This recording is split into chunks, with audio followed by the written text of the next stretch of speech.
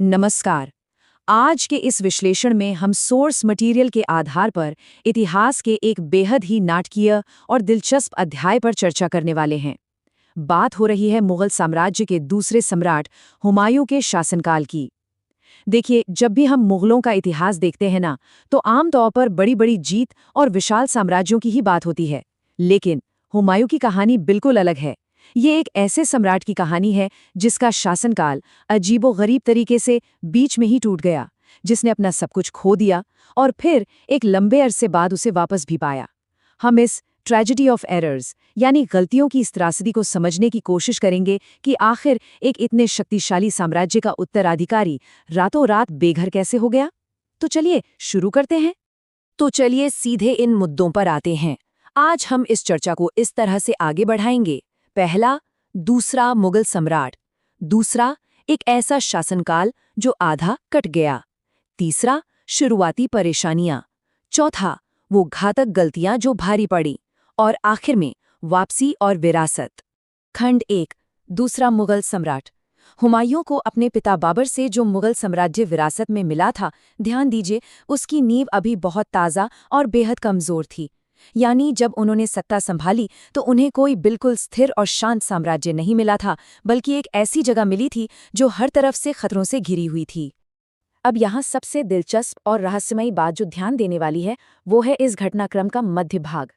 1508 में जन्म और 1530 में सम्राट बनने के बाद 1540 में उन्हें हार और निर्वासन का सामना करना पड़ा, और फिर वो सीधे 1555 में सत्ता में लौटते हैं।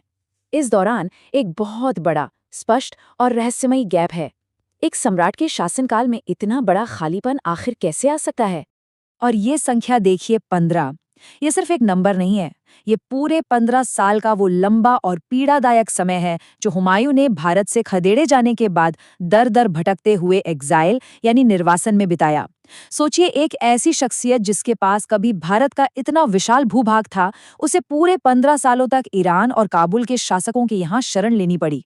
ये इस पूरी कहानी का सबसे बड़ा रहस्य है कि आखिर अचानक ऐसा क्या गलत हो गया कि इतनी बड़ी सत्ता बिल्कुल हाथ से फिसल गई। खंड 2, आधा कटा शासनकाल।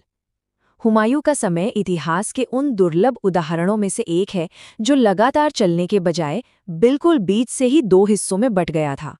अगर आंकड़ों को देखें तो स्थिति पूरी तरह साफ हो जाती है। हुमायूं ने अपने पहले चरण में 1530 से 1540 तक सिर्फ 10 साल शासन किया। उसके बाद सत्ता उनके हाथ से चली गई, और जब भारी मुश्किलों और संघर्ष के बाद 1555 में उन्होंने अपना साम्राज्य वापस पाया ना, तो वो बस 1 साल ही राज कर सके, क्योंकि 1556 में अचानक उनकी मृत्यु हो गई। यानी उनके पूरे जीवन का ज्यादातर हिस्सा बस संघर्ष और भटकने में ही निकल गया।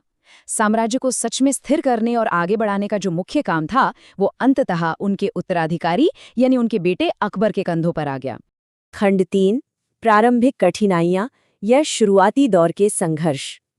1530 में गद्दी पर बैठते ही आंतरिक और बाहरी दोनों ही तरह के खतरों ने हुमायूं को चारों तरफ से घेर लिया था।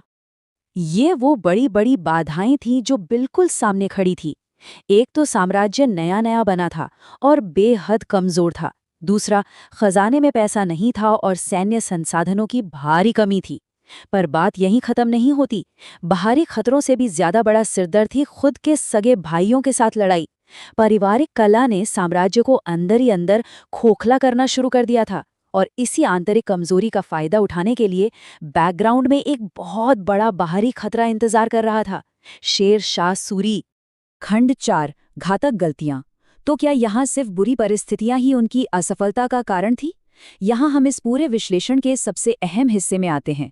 हुमायूं की विफलता सिर्फ उनके कठिन हालातों की वजह से नहीं थी, बल्कि उनकी खुद की उन व्यक्तिगत और भारी गलतियों की वजह से थी जिन्होंने उनके पतन की पूरी कहानी लिख दी।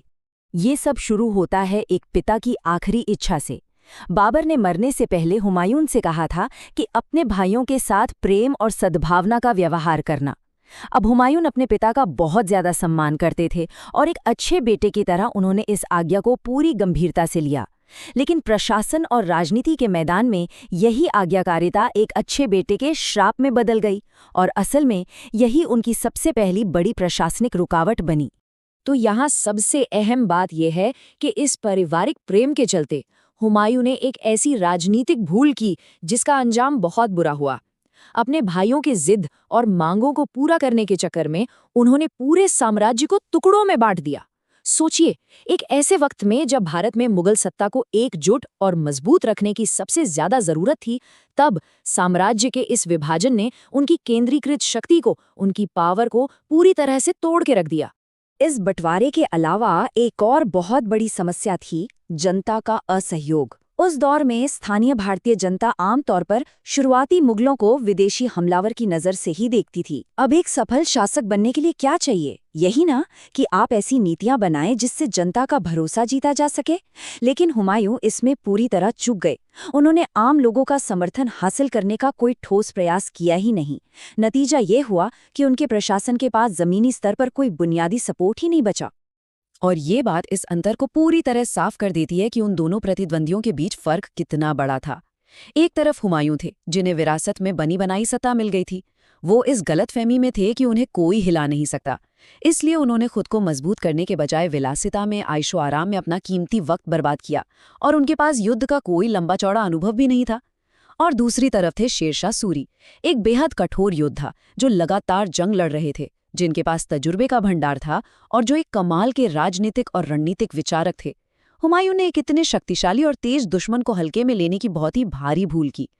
अगर हम उनकी इन घातक गलतियों को एक साथ मिलाकर देखें तो पूरी तस्वीर साफ हो जाती है। साम्राज्य की ताकत को अपनों में ही बांट देना, जनता के सपोर्ट को बिल्कुल नज़रअंदाज करना, शेरशाह सूरी को कमज़ोर समझने की भूल करना और अपना सबसे कीमती वक्त सिर्फ ऐशो आराम में उड़ाना, इन सब चीज़ों ने मिलकर हुमायूं को इतना ज़्यादा कमज़ोर कर दिया कि शेरशाह सूरी को अपनी आक्रामक रणनीति पूरी करने का खुला मौका मिल गया। 1537 में जो टकराव शुरू हुआ, उसका अंत आखिरकार 1540 में जाकर हुआ, जब शेरशाह सूरी ने हुमायूं को पूरी तरह हराकर भारत से ही बाहर खदेड़ दिया। खंड 5, वापसी और विरासत। अब एक बार को लगता है कि यहाँ कहानी का द एंड हो गया, लेकिन ऐसी बात नहीं है। सब कुछ खोने के बाद भी हुमायूं की कहानी में एक आखिरी मोड़ अभी बाकी था। तो आइए देखते हैं कि ये सब आगे कैसे बढ़ता है। भारत से निकाले जाने के बाद हुमायूं ने ईरान और काबुल के शासकों के यहाँ शरण ली। वहां उन्होंने बेहद धैर्य के साथ धीरे धीरे अपनी बिखरी हुई सेना को फिर से इकट्ठा करना शुरू किया। ये एक लंबी और थका देने वाली प्रतीक्षा थी। उन्होंने तब तक इंतजार किया जब तक शेरशाह सूरी की मृत्यु नहीं हो गई, जिसके बाद सूरी साम्राज्य में आपस में ही राजनीतिक अस्थिरता और बवाल मच गया। बस इसी सही मौके का फायदा उठाते हुए 1555 में हुमायूं ने सूरी के वंशजों पर एक जबरदस्त हमला किया और दिल्ली सल्तनत को वापस अपने कब्जे में ले लिया। तो हुमायूं की ये पूरी कहानी हमें अंत में एक बहुत ही गहरे सवाल पर छोड़ जाती है।